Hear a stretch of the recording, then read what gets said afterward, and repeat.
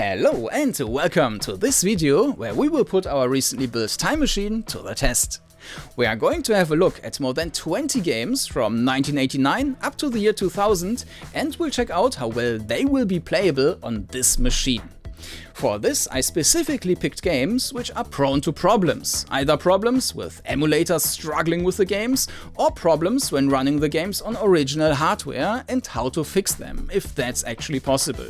If you are using original hardware yourself, there might be a couple of things you will want to try on your own machine to get the best possible experience in these games. Not only, but especially if you're also using a Voodoo 3. In addition, I tried to also pick games which should give a good representation about the technological progress, which will of course also show the limits of our time machine, the limits to which it could still be used, but also the point at which other options would make more sense. But before we start with that journey, let's do a quick recap with an overview of our setup.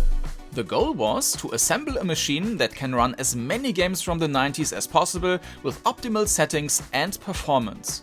For games released in the 80s, it's usually better to just use a Commodore 64 or an Amiga instead, which is why I don't see any importance to include these earlier games as well. Of course, one alternative is always to just use emulations such as DOSBox to play these games. But this also goes along with fiddling with the settings, and sometimes you might even encounter problems unique to emulation. A Mr. FPGA, however, can only cover games which don't require or profit from a CPU faster than a 486 with 90 MHz. My PC, on the other hand, was intended to also cover the second half of the 90s, including the early 3D era. In terms of hardware, I decided on a SuperSocket 7 board with an AMD K6 II Plus 570 MHz CPU, where the clock speed can be controlled by changing the multiplier in DOS and by changing the bus speed by adjusting the jumpers, which I can do remotely using a circuit board I soldered together. This allows the system to run at various clock speeds from 120 MHz up to 600 MHz. As I couldn't fit a Voodoo 2 due to the combination of the case and board I'm using, I decided to use a Voodoo 3 as graphics card in the AGP slot instead. For the sound, I have an ESS 1668F in the ISA slot for DOS and the Soundblaster Live in a PCI slot for Windows, which can also be used in DOS if selected in the boot menu. I am switching between the two platforms by exchanging SD cards, which act as hard drive via an IDE adapter. For additional details, I refer to my previous video about selecting and assembling the parts in this PC and the two theme-specific videos regarding graphics card choices and remotely controlling the jumpers using the turbo button. The time machine is ready. Let's see which issues we will encounter and up to which games we will get an enjoyable gaming experience, and at which point newer hardware would be the better option. Keep in mind that my goal was to show a wide variety of issues, which also means that the amount of problems here will be disproportionately high. Are you ready? Then let's get to the time machine.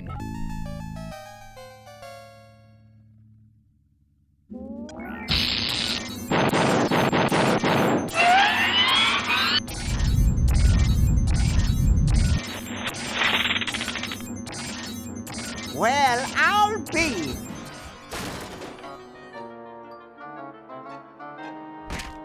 Our journey starts in the post-apocalypse, but we didn't actually travel in the wrong direction. Our first game just happens to be Wasteland 1, which was released in 1988 on the Commodore 64 and in 1989 on PC. Even on the slowest setting, I wouldn't recommend controlling the party with a mouse, as you will just zip through the desert. If you click on anything within the interface, which causes the interface to close, then the same click will also trigger several movement commands.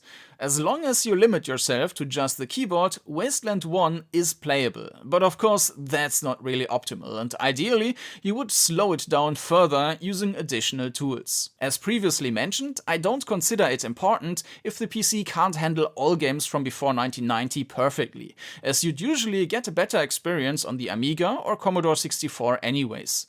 Wasteland 1 is a bit of a special case here, as it was never released on the Amiga and the C64 graphics aren't actually looking better than the EGA graphics on the PC. We have a similar case 1 year later with Wizardry 6. EGA graphics was still widely used in 1990, and even with this limitation to just 16 colors on the PC, it still looks best there. While the game does exist on the Amiga, the graphics are identical, and the sound, which is limited to PC speaker on the PC, is just as horrible on the Amiga. Also, if the game is running at the right speed, then each time any sound is being played back, it's going to freeze the game during that time. But since the environmental sounds are especially terrible, you will probably disable them anyways and just leave the sound effects active. The ideal speed for Wizardry 6 should be in the ballpark of a slow 386 or even a 286, which I can't represent even with my slowest configuration. While the game is turn-based, the speed it runs at will not only make the animations play too fast and increase the amount of environmental sounds you will hear if you haven't disabled them already, which you should, it will also reduce the duration some texts are being displayed. For that reason, they also included a version of the slow-mo tool when they released the Wizardry archive box in 1998. It's supposed to slow the game to just the right speed, but it does a rather poor job at that. It doesn't seem to be consistent and to even aim for an incorrect target speed. So it's probably a better idea to just go for emulation right away, and also get some additional control over the PC speaker that way.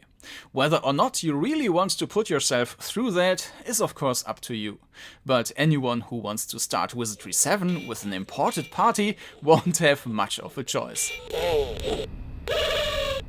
Of course, such a journey can't be without a quick visit at the notorious Wing Commander 1, which was also released in 1990 but offered VGA graphics already. How fast the game runs is extremely dependent on the CPU speed, and that speed must be slowed down to the equivalent of an 386 with 25 MHz to be well playable. But the inherent problem with the game is that the situations seamlessly change all the time, and you can't really switch the speed back and forth while being within a mission, unless you play in an emulator.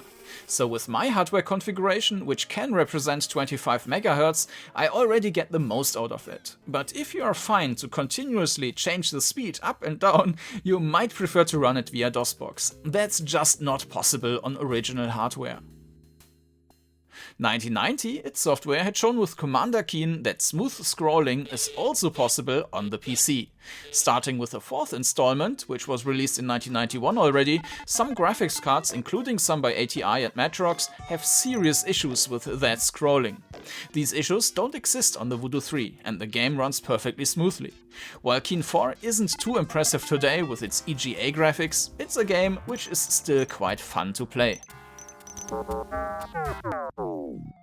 Aside from Commander Keen, VGA graphics had already largely become the standard by 1991. However, problems due to CPU speeds remained with us.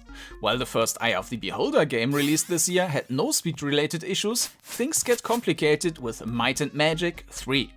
If the PC is too fast, then also the animations play too quickly, and if you use the mouse for navigation, you will perform multiple steps or turns at once. While neither of these can be fixed completely by slowing the PC to the minimum speed, it's not a dramatic problem. Combat in the game is turn-based, and the animations are purely cosmetic. Controls, on the other hand, work perfectly if you use the keyboard instead. The main problem lies within the sound, using a Soundblaster or AdLib sound card. While the music sounds good, and you even got voice acting, all the combat sounds are being cut off and sound significantly worse than on the Amiga, for example. This also seems to improve slightly if you slow down the PC, but on the slowest setting on my retro PC, the game is already close to unplayable.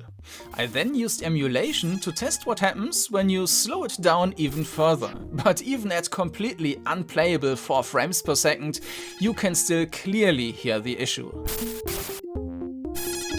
The solution on PC would be to switch the sound over to Roland. For 100% legally clean hardware, you would basically need to plan in about €300, which would certainly make DOSBox a more attractive solution. If you overlook the rights issue with the Roland sounds there, which is why in the legal standard DOSBox version from GOG, for example, Roland sound is also not available. Alone in the Dark, released in 1992, is also a game which has its problems on faster CPUs. While it's not visually apparent, the key issue lies in its controls. To start running in the game, you have to press the forward arrow key 2 times consecutively. But the amount of time which can pass between these key presses is determined by the CPU speed, so that it quickly reaches the point where you would need superhuman speed in order to get the character to run. But that's easily fixable by just slowing down the PC accordingly. Another game from 1992 is the prime example of speed-sensitive games, Ultima 7: The Black Gate. If the PC is even slightly too fast, you would just dash from one corner to the next. The semi-automatic combat would be very difficult to follow, and the in-game time would of course also pass extremely quickly, so your party members would be hungry in no time. And normally you would just slow down the PC by disabling the cache, as you would for other games. But Ultima 7 has the quirk that it will just re-enable that cache on its own. So the solution here is to modify the executable of the game with a fan patch, which includes a frame limiter. Otherwise, you would indeed need perfectly fitting hardware, or you would need to resort to using DOSBox. By the way, the successor, Serpent Isle, doesn't have the same issue, as there the frame limiter is integrated right away. Day of the Tentacle, released in 1993, had been my first original PC big box game back then.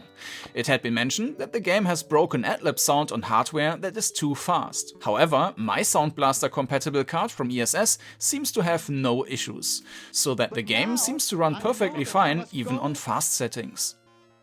Back to the mansion! Lands of Lore, which was also released in 1993, however does have some issues with the ESS card. Once the intro is being played, the game changes around the mixer settings of the sound card, putting them on very high volume.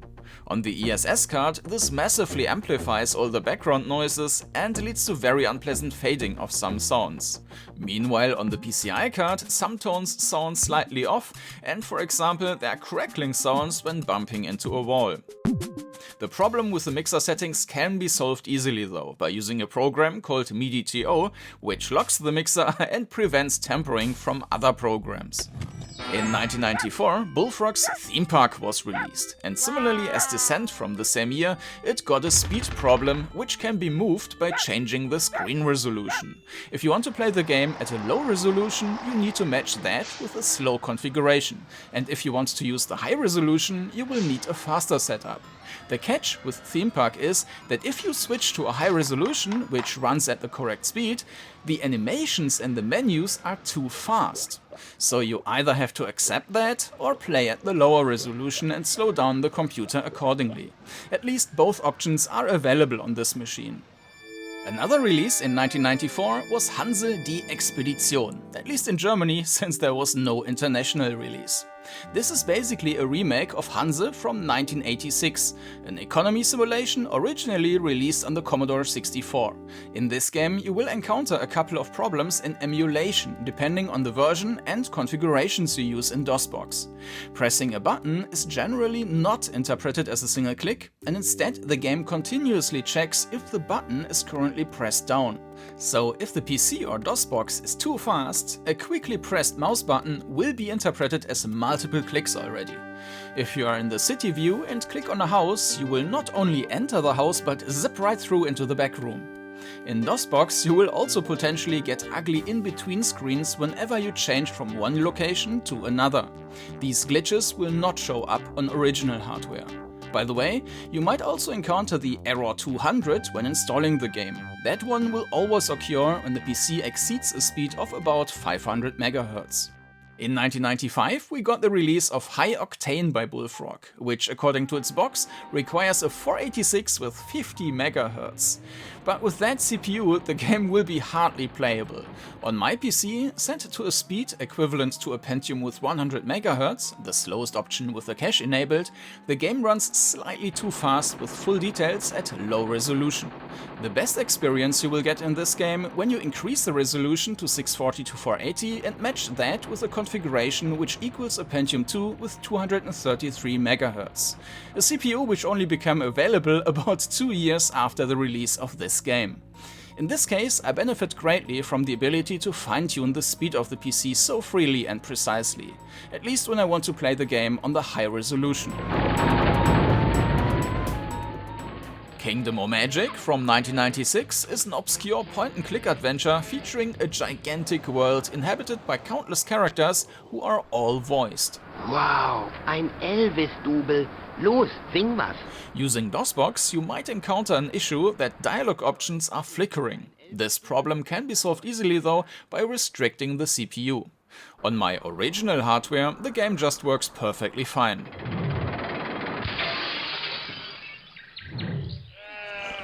Another point-and-click adventure game released in 1996 is Toonstruck, starring Christopher Lloyd. While the sound works on the SS sound card, it comes with considerable background noise. Selecting the Soundblaster Pro option for the SS in the setup will not work at all. While I haven't been able to find a solution for the ESS card, I did also make the Soundblaster Live available on DOS, and that one works just fine here. While the card isn't ideal for synthesizer music, this is not an issue here, as Toonstruck only uses digital sounds and music. But then we still have the graphics. While Toonstruck can be played on 322-200, the game is clearly designed for double the resolution and should also be played on that. The problem is that the Voodoo 3 is not being detected by the game as UniVBE compatible card, and then some replacement driver is being installed. However, this replacement driver outputs a picture that only displays correctly on my original CRT. I tested 2 capture cards as well as an old TFT monitor with VGA, and all of them show the menu tinted in green. If I connect an Extron RGB 109Xi in between the graphics card and the display device, then this setup somehow corrects the signal. However, there's also a more elegant solution than that, which is using a tool called UniRefresh version 1.42. With this software, you can redefine the graphics mode on the Voodoo 3 used for Toonstruck. I set this one up to 75 Hz, which then also makes the game appear correctly on my flat screen and capture cards. By the way, the in-game videos, such as the intro, play either in low resolution or with scanlines. The only option to view them in high resolution without scanlines is to play the game via ScumVM, and that's actually the configuration which is offered on GOG.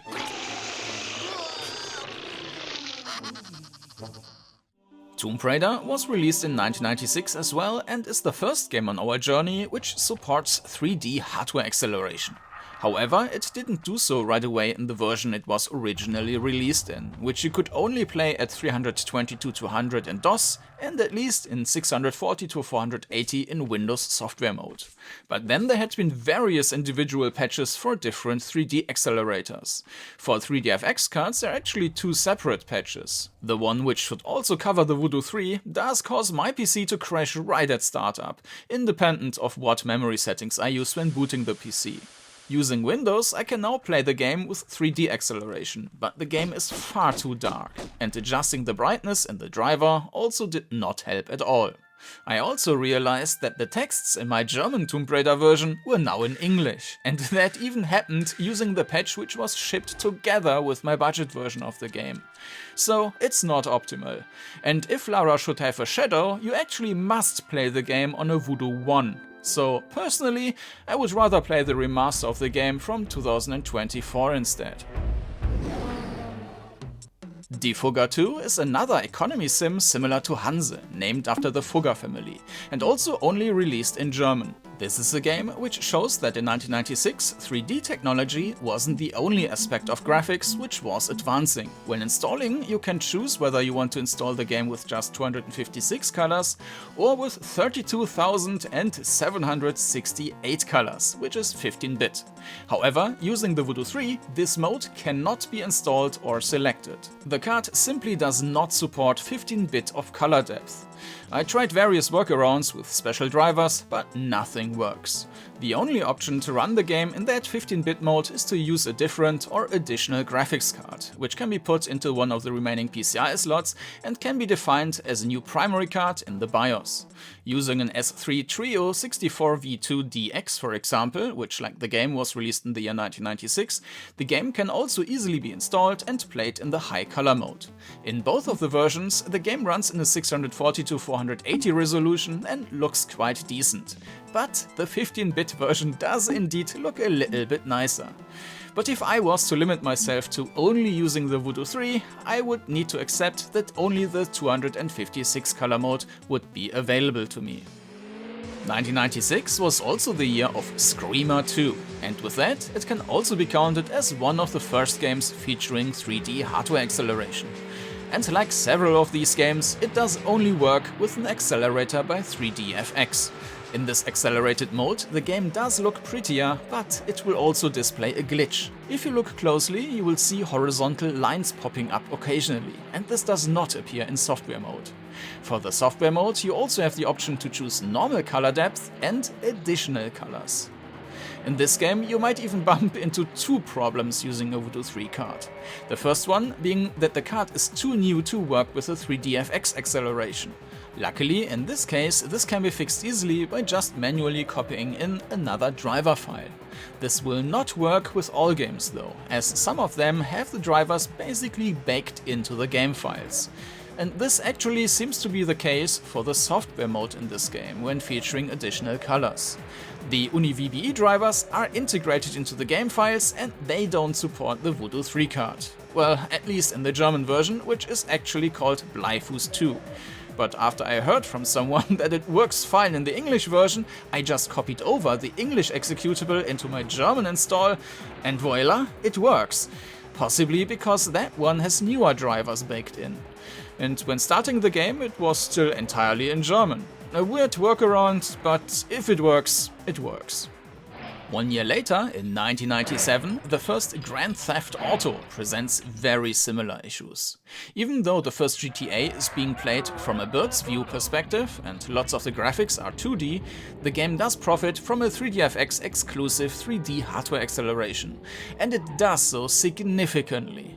While in the 3dfx accelerated mode you need to enable a frame limiter, as otherwise the game runs too fast even on a CPU with 120 MHz, in software mode and highest settings the game even struggles on a CPU clocked at 600 MHz. So if you prefer the software look on max settings, you would need an even faster CPU. Also in this game, there are issues with the Voodoo 3 in regards to the high color mode and UniVBE, which can be solved by a combination of two things. First, you need to copy different UniVBE drivers into the game directory, and then on top of that, you need to run a program called VisaFix before launching the game. In addition, you will be greeted by just a black screen when starting the game for the first time. That's because the Voodoo 3 can't display the unusual startup resolution of 512 to 384. If you are aware of that, you can press F11 in that black screen. Then press the arrow down key twice and finally hit enter to switch the resolution.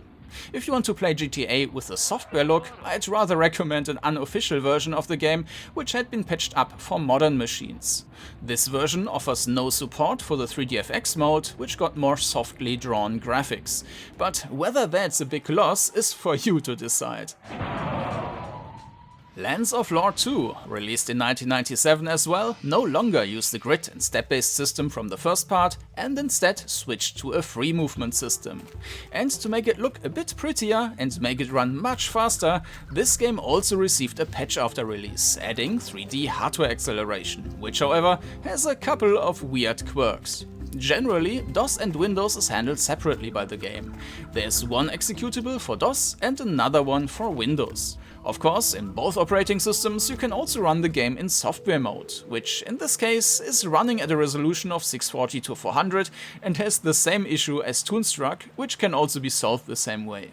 If you start the patched game in Windows, you will also have support for direct 3D hardware acceleration, which can be used by all graphics cards supporting it. However, you can only run the game on a resolution of 640 to 480, where 80 pixel lines are cut off, so that effectively you only get 640 to 400 as well. However, unlike the software mode, the field of view is expanded, while the portrait is squeezed, altering its proportions. On top of that, the expanded view also leads to additional quirks. In DOS, on the other hand, 3D acceleration is only supported on 3dfx cards. However, the patch was released so far before the Voodoo 3 that the card does not get detected. This DOS mode provides a full 640 to 480 resolution, and with a supported Voodoo card there are then also no further issues. But unfortunately the Voodoo 3 is not among these, and while you can copy in an additional driver file like in Screamer 2, which then allows you to enable hardware acceleration on that card, it will then lead to massive graphical issues in the game. The solution to play the game with a Voodoo 3 in all its glory and without glitches is to run the patched game in Windows, but not using the Windows executable, but the DOS one, after you also ran the separate DOS setup file to set the sound. Now the game can be played in DOS mode using Windows with functioning 3dfx support. Yep, quite a solution, but it works. With Hexen 2, which is from '97 as well, we are now fully moving from DOS to Windows. In my case to Windows 98, 2nd edition. For this game we also have separate executables for the software and for the hardware mode. While the software mode works as expected, the 3D accelerated mode has some quirks you should know of. If the game is started in this mode normally, the resolution is set to 640 to 480, but the game cuts off the top 80 pixels, basically leaving us with a screen which is just 640 to 400 in size. To get the full resolution, you will need to start the game with additional parameters to set the resolution. In this case, specifying a width of 640 and height of 480 to get the full 480 pixels of height. While the frame rate is significantly better in the 3D accelerated mode, it feels like that the actual speed at which things happen in the game is slightly faster in software mode, which might be a quirk of the Quake engine. Instead of being prettier, I would rather call the graphics and the accelerated mode as muddier. This does become better when using higher resolutions though, like 800 to 600. If you want to go beyond 800 to 600, you will need to go into the game directory and delete a file called OpenGL32.dll. When Hexen 2 released back then, OpenGL wasn't commonly used as graphics accelerator yet, and this file basically does a conversion so that the OpenGL game runs 3dfx instructions instead. Deleting this file, the system will use the normal Windows drivers instead. This basically lifts two restrictions. First one being that the hardware acceleration is now no longer 3dfx exclusive. Instead, you can use any cards being fast enough to handle it via OpenGL directly, which back then didn't really exist yet with the necessary performance. The second lifted restriction is the one of the screen resolution. Now you can go beyond 800 to 600, which was the highest resolution the Voodoo 1 with 6 MB offered back then. A higher resolution than that in software or hardware accelerated mode does introduce a new problem though. The interface does not scale accordingly, and at just 1024 to 768, it's already on the verge of becoming unreadable. If you want to scale the interface as well, then you would need to resort to a source port, which you can also use to play Hexen 2 on modern machines with modern widescreen resolutions. In any case, all options are available here. As the last game from 1997, I'd like to mention Dark Forces 2 Jedi Knight, which is actually the game which made me buy a Voodoo card back in the days, and which is actually pretty much the ideal game for this retro PC. Even on a resolution of 1024 to 768, you get almost constant 60 frames per second from this machine. If you increase the resolution further, it will still run fine, but to me it felt like there is a very slight jitter in the movement. While you can play modified versions of the game on modern PCs, I wouldn't say you'd benefit much from that, as this retro PC is already optimal to get the best possible experience out of the game.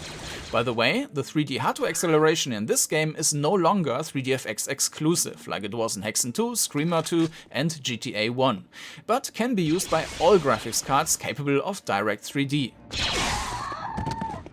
For Redline Racer, released in 1998, original hardware is pretty optimal because of two reasons. First one being that the game got a copy protection, which might make it impossible to get it running on modern machines. The second reason is that unlike most other games from this time forward, Redline Racer does not offer any higher resolutions. You get 640 to 480 and that's it, so that you don't profit from using a faster machine. Actually, the opposite is the case here, as apparently throttling and braking seems to be frame rate dependent. Therefore, this retro PC should be the perfect machine for Redline Racer. The first Unreal is a shooter from 1998, which completely blew me away back then. Not just because of its amazing graphics featuring stunning reflections, but also because of the impressive staging, the enemy behavior and the sound effects, which made you feel like you really were in the middle of the action, rockets whistling past your ears. On my PC, at a resolution of 1024 to 768, Unreal runs with strongly fluctuating 30 to 60 FPS, and for the most part it's well playable. But there are also some sections where the frame rate drops below 30 frames per second. Back then this sure wouldn't have caused any complaints, but today you do ask yourself whether it wouldn't be a better idea to just use even faster hardware to make the game run even more smoothly or in a higher resolution. A question that will come up more and more often now when playing games from 1998 and forward. A good example for that is also the first Half-Life, released a bit later in 1998, and which is also well playable for the most part with a resolution of 1024 to 768 pixels. But while the game appears less impressive to me in terms of graphics than Unreal, the game is somewhat more demanding, and it happens more often that the FPS also drop below 30 for some sections. Back then this wouldn't have been considered as tragic, but today you will probably grit your teeth. But in addition, there are some weird sound issues in Half-Life. Furthermore, there are also official patches for this game, and you can easily play it on modern machines. I mean, really, at the time of this video, the last patch had been released just a few weeks ago in 2024. And with that, there are even 3 reasons why you might just want to play it on modern hardware instead. Might and Magic 7 from 1999 is the second Might and Magic in a 3D world without a grid, but it's the first one to offer 3D acceleration. The performance is quite low though, and just at around 20 to 30 FPS. Due to the leisurely gameplay pace, it still stays playable with that, but if you want to use unofficial patches which beautify the game further, then the performance will obviously suffer even more and it will become unplayable. If you use a modern PC, however, with Windows 10 or later, you might encounter small stutters in the sound. So in order to get the best possible experience in this game, it would be best to get a faster retro PC with Windows 98 or Windows XP. And in case you want to play the German version, be aware that the publisher actually forgot to put the music onto the CD, which was included with the first releases of the game. Ultima 9 was also released in 1999 and is one of these cases where even with a high-end PC at that time you couldn't get constant 30 FPS on higher settings.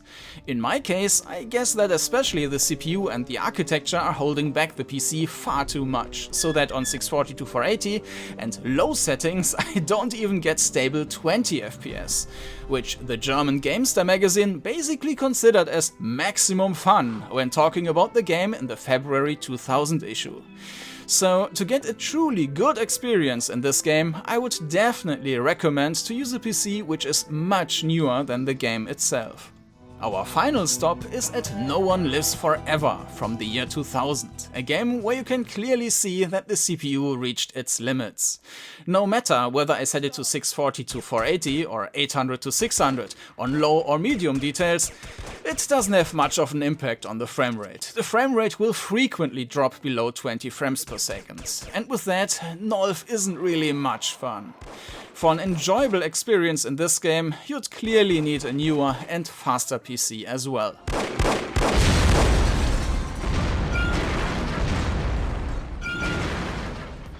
And with that, our time traveling as well as our tinkering adventure come to an end. And it's time for a brief conclusion. As mentioned in the beginning, I focused on problem cases, and of course there are also plenty of games which just run perfectly fine without any issues. But I think it did become quite apparent that especially the years 96 and 97 come along with several compatibility issues, which can fortunately almost all be solved with a lot of tinkering. The Voodoo 3, with its release date of 1999, is just too new and therefore is neither completely compatible with the first games providing 3dfx hardware acceleration, which is made for Voodoo 1 and 2 cards, nor is it optimal for some high resolution or high color modes in DOS, as the UniVBE drivers integrated into the games don't cover the Voodoo 3 either.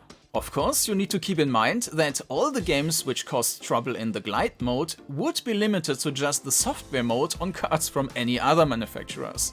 That is, if these don't provide any exotic accelerator like S3D, which is then coincidentally also supported by the game.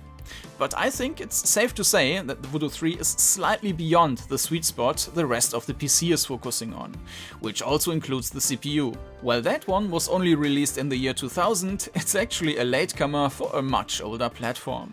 For games of 1998 and beyond, it would make more sense to just go with a newer or even with a modern machine, which is mostly because games of that time and newer are often offering much higher resolutions which would never run decently on a PC of that time. An older, pure 2D card and an additional Voodoo 2 would have offered an even higher compatibility for games of 96 and 97 than the Voodoo 3. Whether that is important or not is of course subjective. In my case, this would also mean that I got to exchange the mainboard, as otherwise the card wouldn't fit physically. In any case, I would not recommend to everyone to put together an old PC with original hardware. I spent dozens of hours on troubleshooting, and in addition it comes with a considerable price tag, especially if you also want to go for a Voodoo 2 or 3, or you consider to get a Roland MT32 or Orpheus 2 for the sound. I also think that there is a certainty that you will stumble over problems or will adjust your plans, resulting in buying additional hardware, which of course comes with additional costs. Just the components I'm using did cost around 400 to 500 euros in my case. If you don't feel too excited about the perspective of testing and oftentimes fighting against old hardware, but still want to have a gaming experience as close to the real thing as possible, then setting up a Mr. FPGA is probably the better option, at least for DOS games. For Windows-based games, you could then go into the early 2000s. Not only are components of that time significantly more compatible to each other, but also cheaper. And for several games of 97 and later, you will find patches and possibilities to even play them on current hardware, and sometimes even on higher resolutions. In this case, you might just miss out on some games from the early 3D era, which you could then still play in the latest DOS box if you don't have any better alternatives. Whether you are deciding to put together your own retro PC or not, I hope that a couple of things in this video have been interesting for you as well. In case you want to know more about the CPU frequency switch I put together or what options for graphics cards you have, then check out my videos on these topics, which I will link here in just a bit. As my time machine is finally assembled now, you can also expect more videos on old games on this channel. And if that sounds interesting, then consider subscribing if you haven't already. But that's it for today. I bid farewell, and I'm going to spend some time with my new time machine now. What about me? Yeah, 1 second. I guess I will need to take care of my next problem child then. Thanks for watching, and I hope to see you again next time. Bye bye.